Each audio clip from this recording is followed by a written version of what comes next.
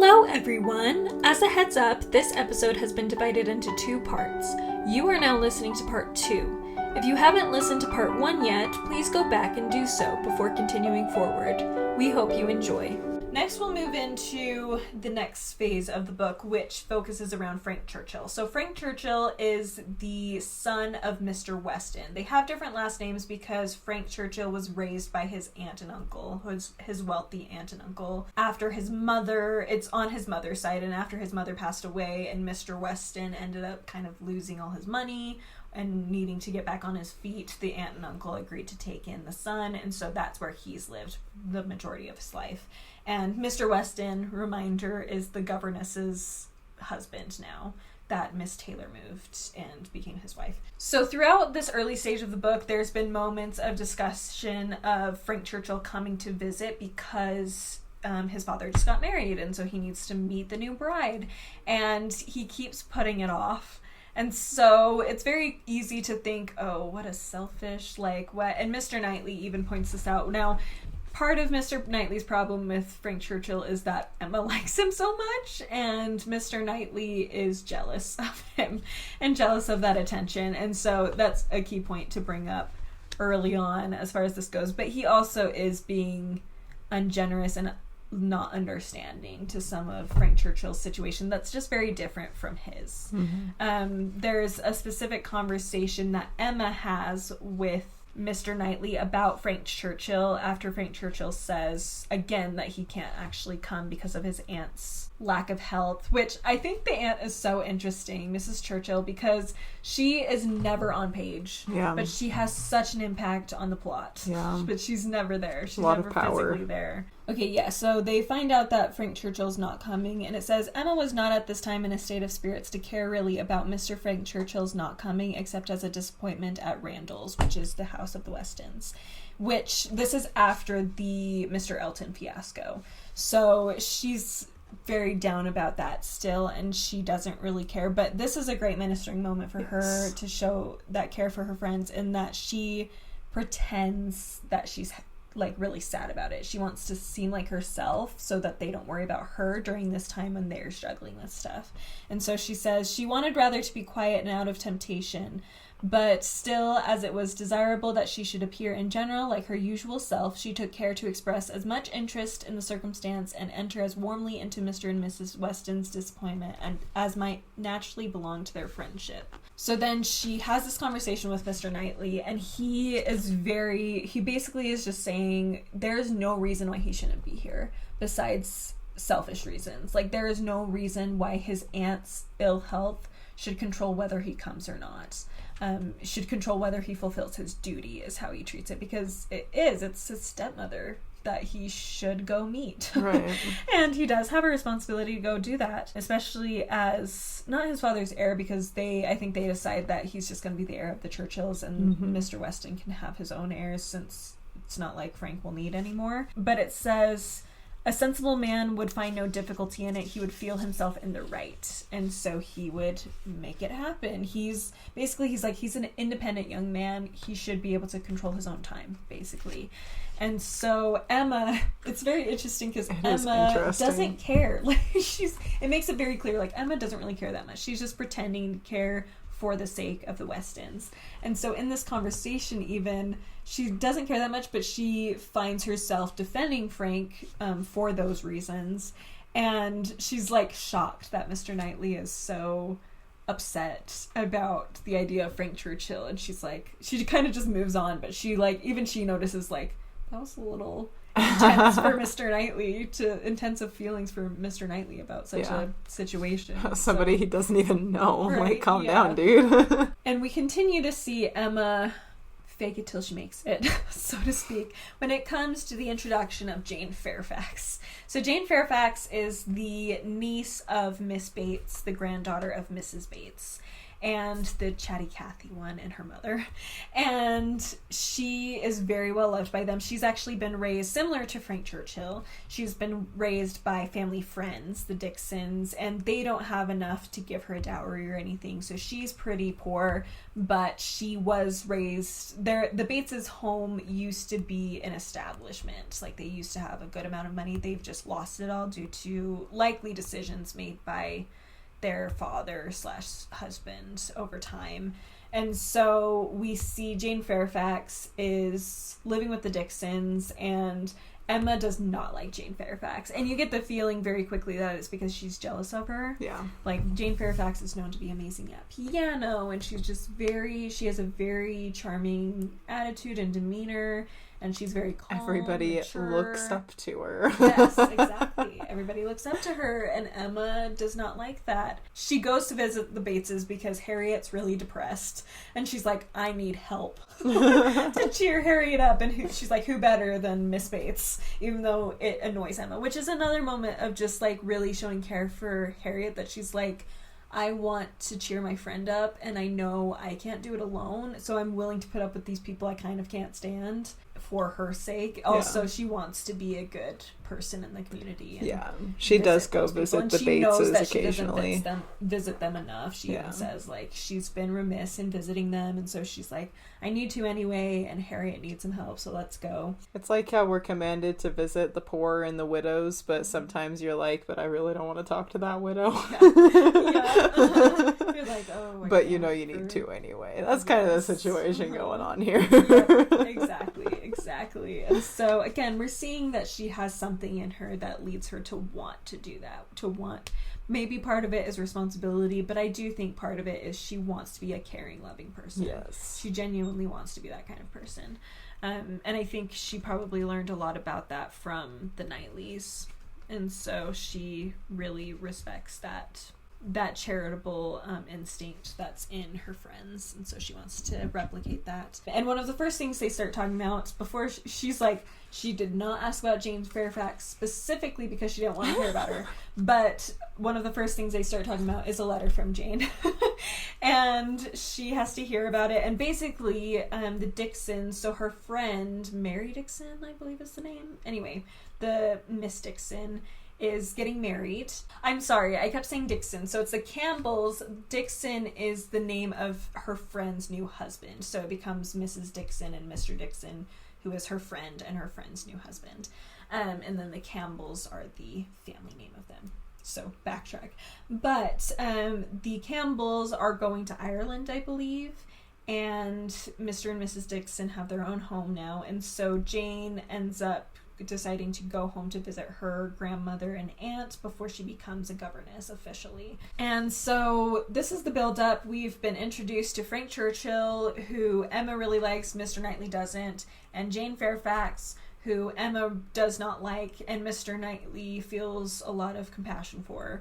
And so we're getting this jumble of people now in this community, and it's very exciting. So the first time we see everybody together is the ball at the Coles. So once again, we're at the Coles, and the controversial Coles. They're throwing a ball this time. And one of the first things we hear while we're there is Mrs. Cole is talking about how Jane Fairfax got this random piano just as a gift, and they don't know where it came from.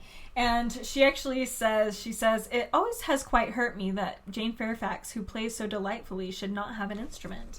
And so I think this is a great example of a community effort that plays out in this book. And it's one of my favorite parts, especially on this. It wasn't a read-through, full disclosure. We both just mark noted it because we knew enough, but we were getting through to make sure that we got all the beats and stuff. But on this look through, I realized how much a community this really is, and especially thinking about it in the ministering lens. Like, Mrs. Cole is not that big of a character, but the fact that she even makes commentary about Jane Fairfax and her needs, like, she's also aware on some level. I mean, I'm sure she's not really in a position to buy her a piano, but she also is like, I always thought that was really sad, you know? And, like, it's a very ministering focused community. Like, they all have each other on each other's minds. Yeah. None of them are living in a bubble in this community. They may have, like, favorites. They may have people they get along with better than others and are closer with, but they all are working for each other's good. And that's what the program, especially of ministering, is meant to be, is to help build small communities within the kingdom of God, within Zion, and make sure everybody's being taken care of. And I feel like we see a lot of that in this book. So that's just a little moment of us seeing that. We also see why Mr. Knightley is amazing in this, because they talk about how, you know, well, Mrs. Weston goes up to Emma and is like, oh, I was going to, like, ask the Bateses, since it's so cold, if they wanted to ride in our carriage or something like that. And they said that Mr. Knightley's carriage actually brought them and was going to bring them home. And so he never uses his carriage. It makes it very clear that he likes to walk. But he brought his carriage for their sake, because he knew that they would have to walk. And I love that so much. Like, it's just shows such an awareness on his part. And we see a lot of instances in this book of him being very aware of the Bateses and Jane Fairfax in a very compassionate and loving way. And it doesn't feel like he's being condescending. Yeah. Like, it feels like he genuinely just wants to help. And he's willing to do whatever they want to do. Like, he doesn't, it's not for himself at all. It's just for what they need, and he wants to give that. He ends up sending apples over that Jane Fairfax loves because he knows they're almost out. Like, little things like that, like, I don't know if I would pick up on, oh, you're almost out of apples, well, let me send you more, you know, like, these things. Or she's like, sick, and so he goes to call on her, and he's just like, oh, how you doing? Checking up on her health. Her voice is getting hoarse when she's singing, and Frank Churchill is like, please sing another one. And he's like, yo, but instead of jumping in and being like, don't do that, he's very appropriate and respectful and mentions it to Miss Bates, the aunt, the caretaker. He lets her do her job. Yeah. And I think that's also a small little ministering moment to Miss Bates of, like, letting her feel like she has a purpose, and letting her, especially being an elderly spinster, like, he, like, lets her end up fulfilling what small purpose she may have and feel in this community as being basically a mother figure in this moment. And I just love that. So basically, Knightley and Kristoff. Yes. Perfect men. Perfect men. There you go. I mean, with Mr. Knightley, I will say the one thing with Mr. Knightley is you have to be prepared to have him point out your faults. Yes, he loves to do that. Not everybody is able to do that. He doesn't do it in, like, a really mean way, though. He does it in a way where he genuinely wants to encourage you to do better, which for Emma, that works, because she wants to do better, too, and she has tough skin, and she's like, okay, you're right. Like, she's not the type to be hurt or offended by him. Yeah. There is one time she cries over something he says to her, but it's because she feels so bad about it. She realizes that he's right. She's like, oh, I messed up, and cries about it, which is fair, as long as you then say, okay, gonna do better next time. Exactly. So anyway, this is a really great scene where we're seeing a lot of just really good community and great ministering from Mr. Knightley specifically. Which continues during the ball, too. Yes. He does the same thing. Yes, he keeps during going. The actual, like, full-on ball that we have a little later. But then, even though Frank Churchill has been unimpressive thus far, he goes to London seemingly just to get a haircut. It's not actually for the haircut, but we'll learn that later. And we see him make Jane keep singing even though her voice is getting hoarse. And so he's not looking great, but I feel like he's just very, like, his strength is like his father's, where they're both very, like, go-lucky, happy people. Amiable, they're very happy amiable. To be around. They just create a great atmosphere. And so I don't think it's necessarily a bad thing. I just think in certain contexts maybe it can go too far or lead them to have blind spots that maybe they shouldn't have. But he also has other stuff going on, because one of the things that drives me crazy about his character because he is super likable, but he's so changeable. He's like all over the place. He's like super friendly and happy this one second, and then running off and he's talking to you, and then he's running over here and he asks a question, but then he ignores it, and then and then sometimes he's randomly depressed, and you're like, I cannot keep up with you, bro. ADHD. Calm down. Yes. Severe. Except not. Yes. He's just so, yeah, he's got things on his mind, but it's kind of, it takes away from his character a lot for me, and I'm kind of like, okay, you are not, like you said, he's very unaware. He's just kind of, he's like so all over the place and in his own world that he's not really capable of doing anything for anyone else. And it's interesting because I think we can see how that developed based on the kind of home he was growing up in. He was like, clearly his aunt is very self-focused. Like, yes. She's like, everybody needs to come to me because I'm not feeling well and I might die. Like, just very, even though she's relatively fine until she's not anymore, and she actually does until die. She Everybody's dies. like, really? Anyway, but yes, so he was raised in that kind of environment. He's also, like, I think there's some interesting commentary between him and Jane Fairfax on gender roles and dynamics in this time period, because as a man, like, he kind of doesn't, like, understand the woman's plight. Like, he doesn't understand the position he's really putting her into, especially because he hasn't really grown up around, like, sisters or anything, or in a family where that's a concern. He just knows, you know, I'm a young man, I pretty much can do whatever I want.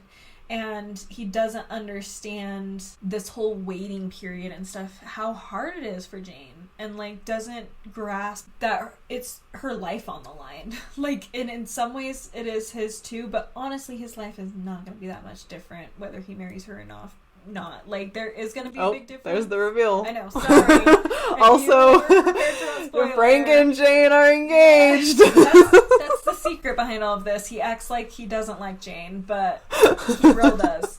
Anyway, but he just, like, he doesn't realize for her, it's like, I either end up as a governess the rest of my life and a spinster like my aunt, and very poor and making my own money, which will barely be enough to keep me going, or I marry you and have a good life. Like, those are her options. That's it. And the longer she waits, and with nobody knowing especially, the more it's like, I'm going to have to do the governess thing. And people are offering her governess positions, and he's flirting with Emma and making it look like maybe he's not actually interested, and he doesn't realize, like, how stressful that would be. Yes. She doesn't know how committed to her he actually is. Yeah. He can do whatever he wants. He's a man. Yeah. And it's a secret. There's no, like, societal obligation going on here. Yeah. So, yeah. So I'm like, he's in a very different position from Knightley, basically. He's in this situation where he hasn't really had the experience Knightley has. Yeah. And so he is a little less aware, but he does genuinely want to cheer people up and be a positive influence that way. And we see that a lot. We do see, though, a little bit of care for Jane and awareness of her, where Emma ends up going to visit the Bateses and he's already there, and he's, like, fixing Miss Bates's glasses at the table, which is just really sweet. And it's so cute because it mentions, like, Jane, like, it's cute when you reread it, and it mentions, like, Jane is just kind of looking at the sitting at the piano, like, kind of looking away, like, not looking at him. And you, like, also, he's the one who bought the piano. Like, yes. Oh, yes. Other spoiler, he bought the piano. That's why he was not getting a haircut. It wasn't the haircut. He was getting a piano for Jane, so it's a much more understandable reason to go all the way to London. But yes, so it's just this very sweet scene that Emma's walking in on and doesn't even know. Yeah. Like, which is why it's so great to reread it, because you as a reader are like, I know what's going on. The sexual tension in this room is crazy, and she doesn't even know. She doesn't even know. Has no idea. Yes. So anyway, this is a very interesting, but this relationship with Frank, between Emma and Frank, does lead her into another difficulty, where she makes assumptions about Jane having feelings for Mr. Dixon, the friend's husband, and she tells Frank about it, and Frank's like, what? Oh, yeah. Like, at first he's kind of like, I don't think so. And then finally he's like, actually. It's like, right. you know Jane a lot better than I do. Yeah, that's probably it. And it's like he's trying to keep a secret, but I also think, like, later on, I think part of him thought she knew and was using Mr. Dixon as an example, like, in place of him. Like, kind of being like, oh, Mr. Dixon must have gotten her the piano. And he's like, oh, yeah, Mr. Dixon, wink, wink. And he's thinking she's kind of in the know, but she's not actually. Yeah. And I think that's an interesting dynamic, too, because in some ways she should be. And the fact that she should be friends with Jane. That's brought up a couple of times. Like, they grew up in this community together. They're the same age. They're the ones who you would expect to be friends because of just the nature of their social standing. Yeah. They're in the same social circle, and they're the only ones that age in that social circle. And they both have difficulties with parents, taking care of parents, things like that. And so they should get along really well, but due to jealousy, they just don't. And I think that is one area where Emma really, you can argue, do they really need to be friends, whatever. I personally think they should have been, and I think it's a failing of Emma and Jane that neither of them try very hard. Because I think that they both need each other. And by the end, we see that a little bit. There's some hints at the fact that they need each other. And, like, we see it a little bit specifically with... Flash forward a little bit. Mr. Elton comes back, and surprise, he's married to Mrs. Elton. Well, that's not her name before, don't worry, they're not related. But now Mrs. Elton, who is insufferable. She's very full of herself and very just quick to assume intimacy where there is none in an uncomfortable way. And so Emma does not like her at all. And she's also, there. You get the feeling Mrs. Elton knows something about the history with Mr. Elton and Emma, and so she doesn't treat her very well because of that as well. But Mrs. Elton really attaches herself to Jane. And Emma's very confused about the fact that Jane would even let her be that intimate. And you realize reading this that it's because Jane doesn't have anybody else. Like, Emma at least has Mr. Knightley. But Jane doesn't, like, her grandmother and aunt are great, but they're not going to be confidants that same way as a friend would be.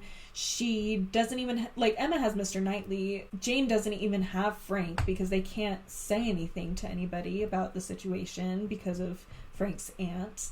And it's this really difficult situation. So I feel so bad for Jane because she is kind of forced to accept this very condescending, slightly rude and awkward forced intimacy with Mrs. Elton because she doesn't have anybody else. Like, she feels very alone. And that was an opportunity for Emma to minister to Jane, and she wasn't there to do it. And later she realizes that and apologizes that she wasn't able to be there for her. But it is really sad to, especially rereading it, knowing what's going on, like, realizing just how alone Jane is, and she makes it very clear eventually how much it's exhausting her. Yeah, one actually interesting thing that the Spark Notes brought up was that Mrs. Elton's, that forced intimacy that you're talking about, is actually really similar to Emma with Harriet at the beginning of the novel. That is interesting. It's like this, kind of condescending, like, I'm going to, like, you need somebody and I have means, and therefore I'm going to help you and be close to you and kind of take you under my wing, right? And a lot of it, I think Mrs. Elton is more extreme, and, we don't really know her, but we are led to believe that she is not as genuine and heartfelt as Emma. So yeah, I think it's a more extreme case of it, and Mr. Elton is not the influence that Mr. Knightley is, and so I think, that's a whole other conversation about friends and influences and and all of that, but yeah, I think it's interesting to think about how similar they are, and I don't know, maybe a little reassuring to think of Mrs. Elton kind of just starting out her story and journey on this path, and maybe she'll learn and grow and become less insufferable because she is really awful. The biggest part of this dance that is a difficulty is, I should say, Emma at this point has officially decided she's not into Frank Churchill. She was kind of going back and forth, but she's like, I'm not, but we're just kind of friends. So anyway, this ball happens, and we have this terrible scene where Mrs. Weston is sitting down and Mr. Elton comes up to her just as a dance is starting, and he says, Mrs. Weston, would you like to dance? And she's like, oh no, I'm okay. She's pregnant at this point, so that's why, but that's not what she says. But she basically says, I'm just not in a position to. And then there's another woman, I think it might be Mrs. Goddard, I'm not sure though, but possibly. There's another woman there who, and so he asks this other woman to dance, and she says, no, I'm not doing great either. And then he says, well, Mrs. Weston says, oh, there's a young lady over there who hasn't been asked, and it's Harriet. And he sees her, he sees Miss Smith, and basically is like, oh, I would, but, you know, I'm an old married man. And 2 seconds ago, he had said, I'm a married man, but I can still dance. And now he's saying, oh, you know, I'm a married old man. I'm not going, I don't need to. Like, I'm good. My dancing days are over, basically. Horrible slight. Awful. And horrible. Then walks away, and then he ends up, like, snickering about it with his wife.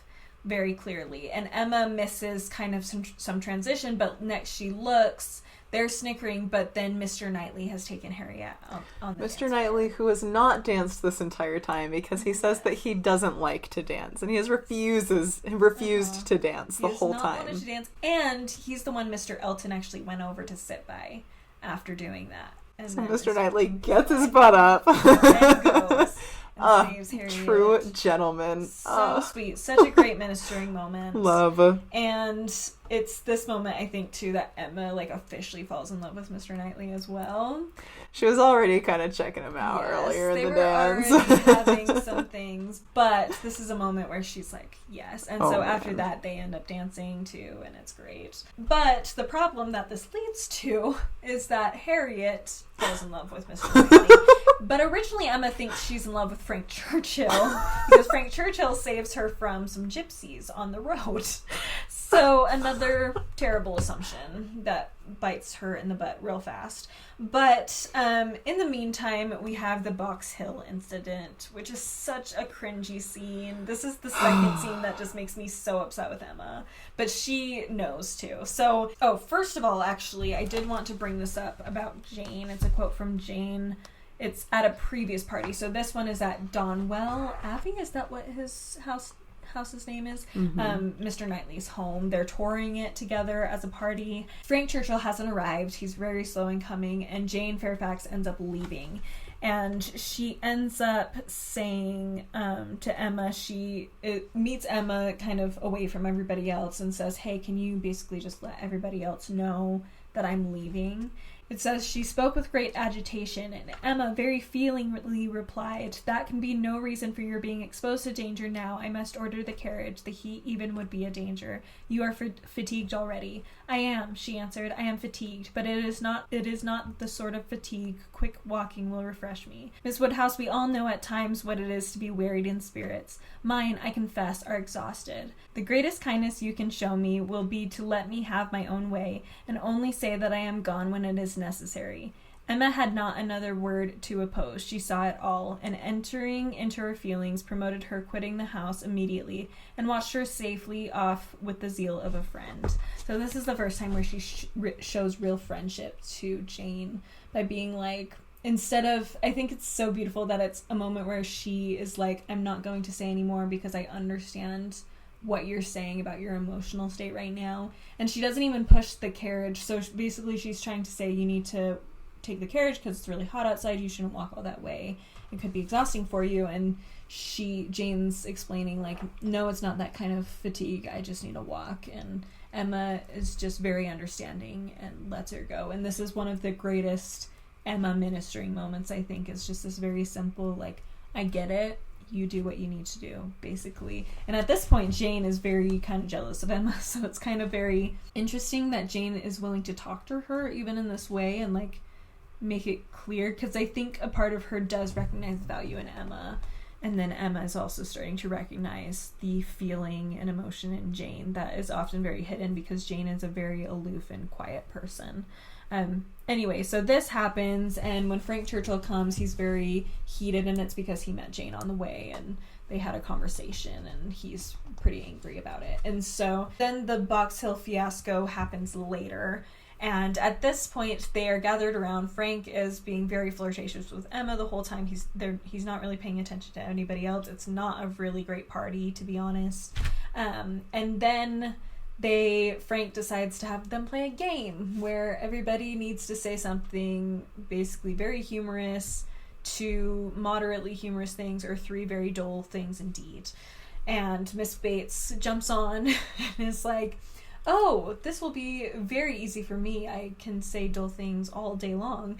And Emma replies by basically saying, see, that's the issue. You have to limit yourself to 3.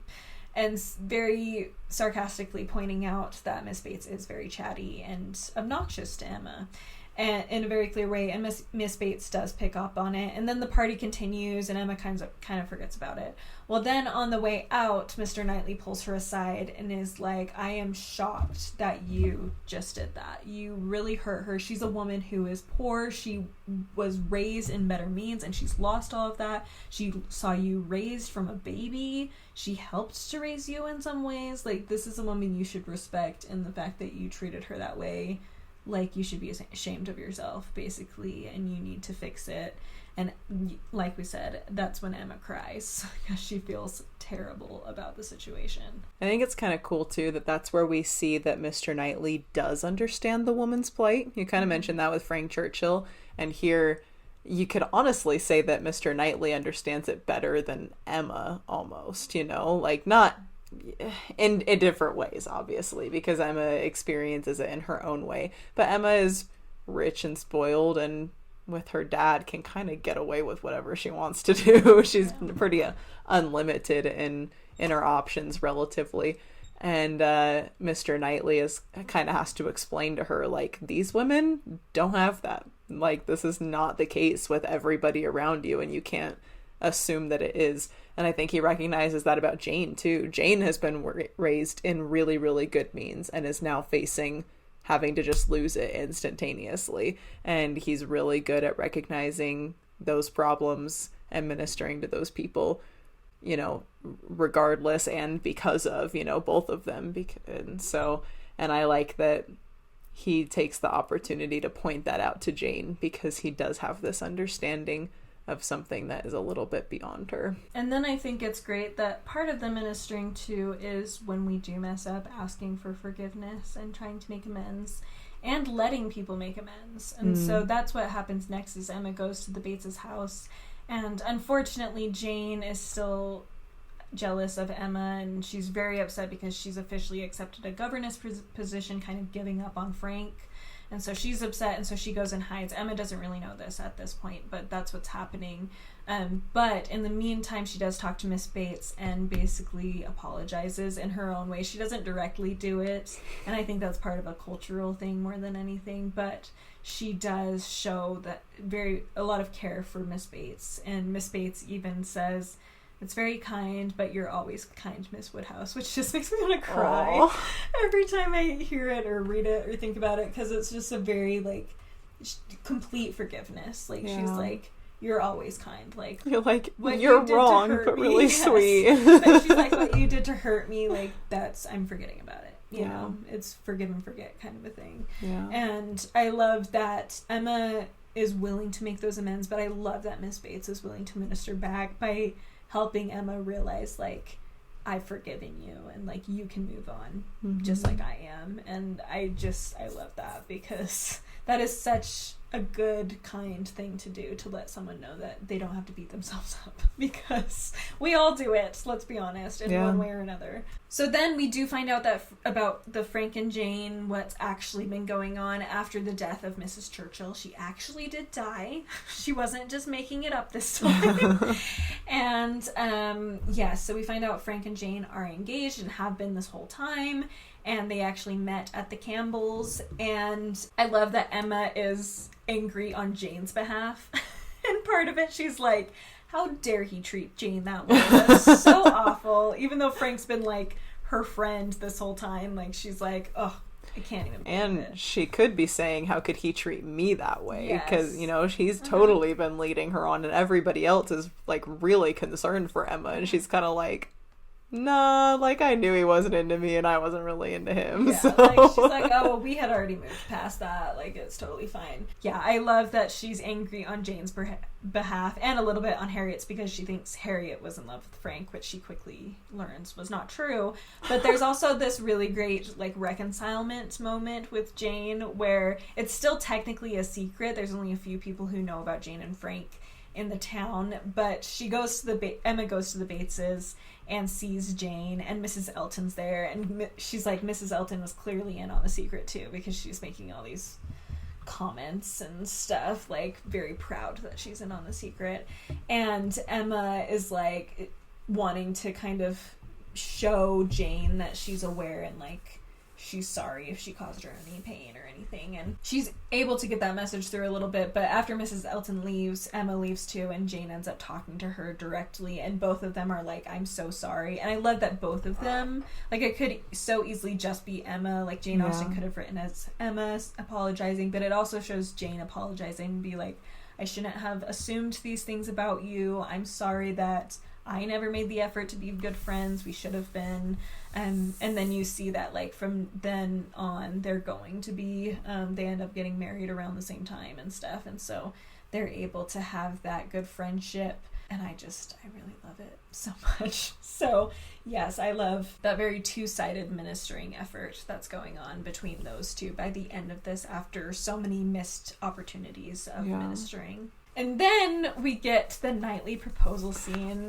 So Emma learns that Harriet was actually into Mr. Knightley this whole time, and she's like, oh crap, I am too. Oh, no, we gotta read that quote. I have no idea where it is, do. but I gotta read it.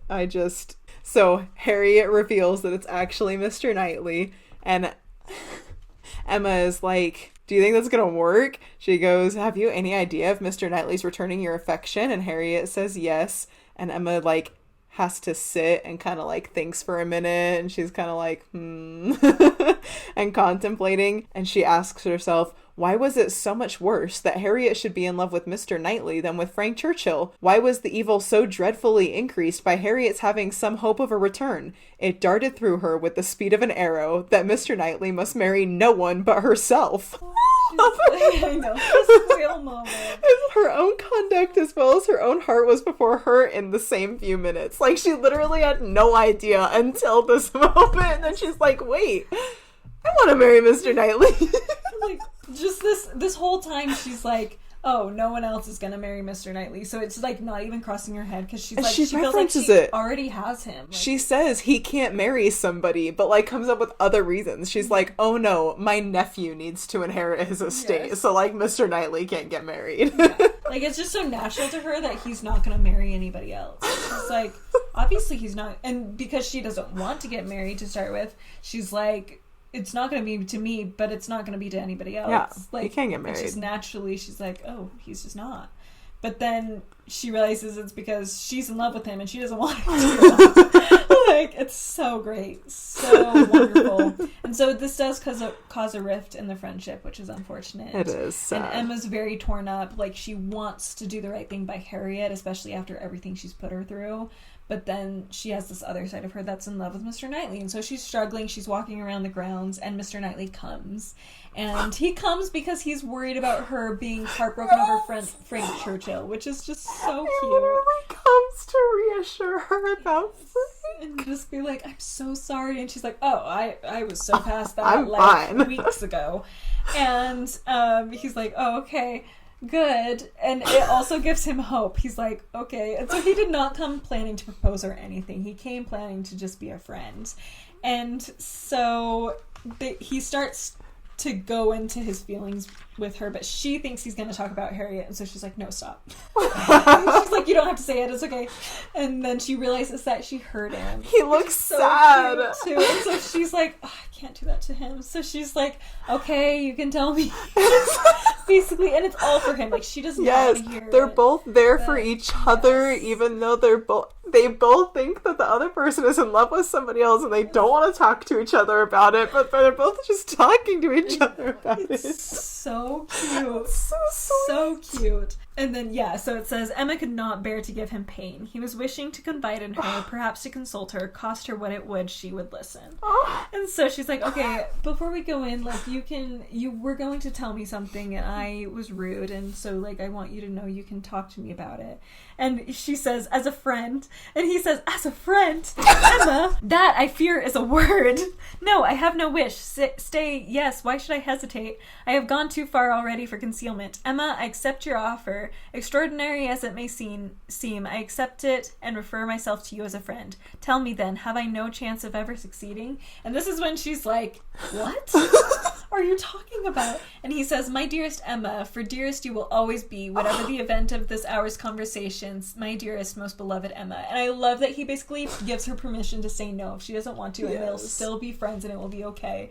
But which is not what she did for Harriet at the beginning. Not at all. And so he's being so kind in that. And then Emma's like just silent listening because she's in shock about what's happening. And he says, iconic line. He says, I cannot make speeches, Emma. If I loved you less, I might be able to talk about it more, but you know what I am. And I love that so much. He's so cute. He's just what I am. Yes. Like, I just, like, my being, my, like, she, you know me. You know me. That's why this should happen, basically. And I don't need to say anything else about it. You know. Yes, she doesn't know, but now she does. But now she does. And of course she says yes. And we love it. And she does find a way to help Harriet through it. She ends up, she has some sort of toothache or something that she goes to get taken care of in London. She stays with Emma's sister and her husband. While there, Harriet ends up meeting back up with Mr. Martin, and they decide to get married. They get married. Harriet is heartbroken over it. I will say I love the 2020 adaptation, the way they did this, because it makes it seem like Emma and Harriet really are friends, and it's not just Emma's project, which it kind of feels like in the book, for obvious reasons, a lot of it having to do with just society at the time.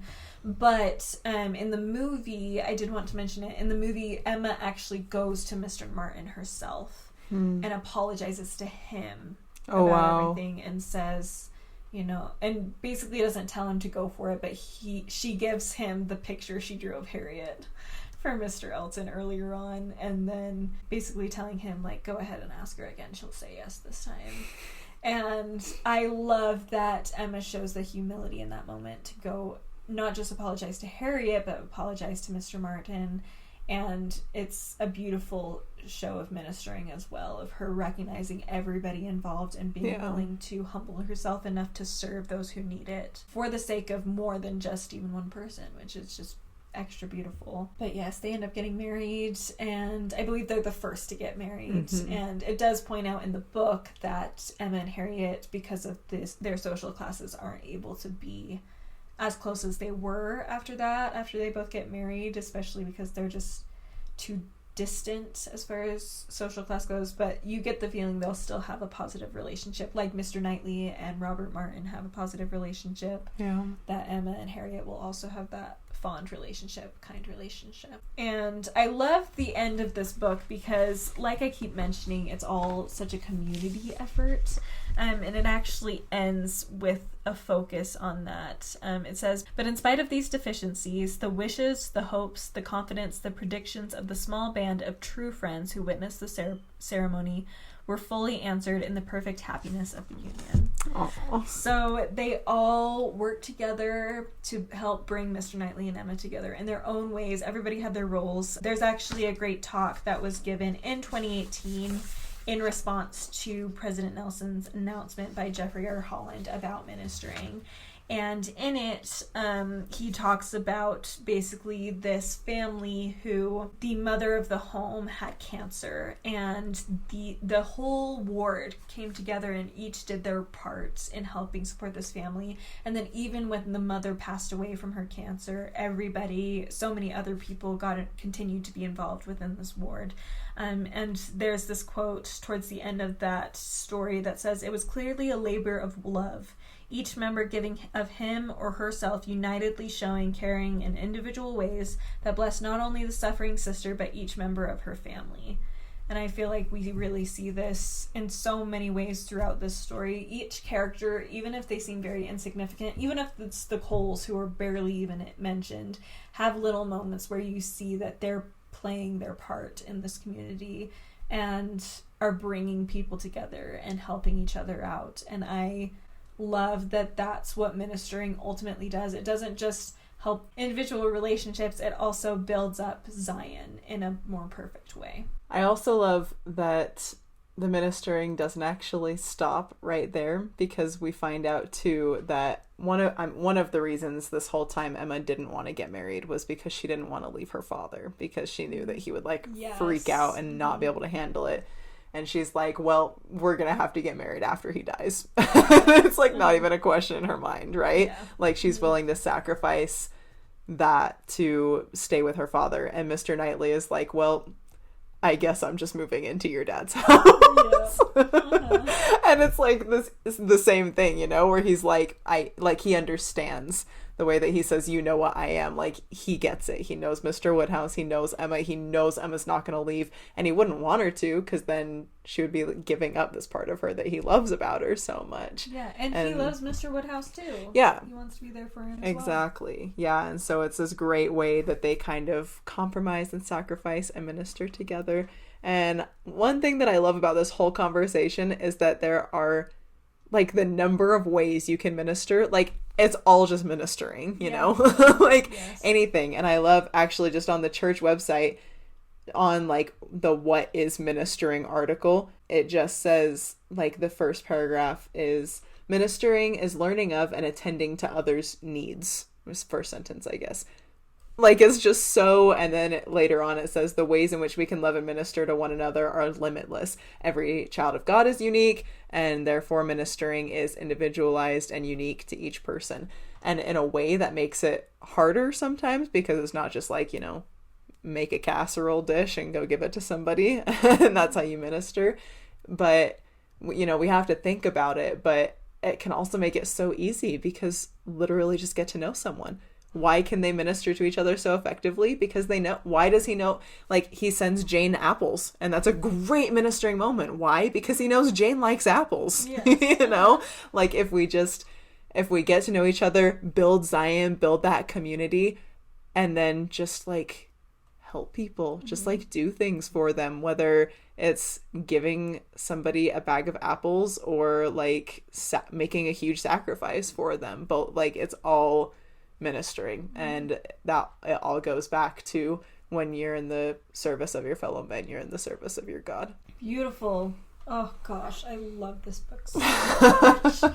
Such a great story. Let us know, comments, emails, what you thought about our conversation. If you had anything you wanted to add, we'd love to hear it. Great ministering moments. Yes, exactly. Anything like that would be wonderful and well received. Also, out of curiosity, let us know your favorite Jane Austen book, because I'd love to hear that, and it also may help us decide what our next one will be that we'll discuss, because I'm sure in a few months we'll come back. Oh, it'll happen again. We have to. Anyway, be sure to subscribe and leave a like or review, depending on if you're watching on YouTube or just listening to the podcast. Follow us on Instagram at God in All Things Podcast. We post very regularly over there, like we've said before, so be sure to check us out over there. And then you can check out what I'm reading on the channel Good Strong Words over on YouTube. It's very informal and fun over there, so be sure to check them out there. And that should be everything from us today. So we hope you are having a wonderful day. Keep remembering to see God in all things, and we will see you next time. Bye. Bye.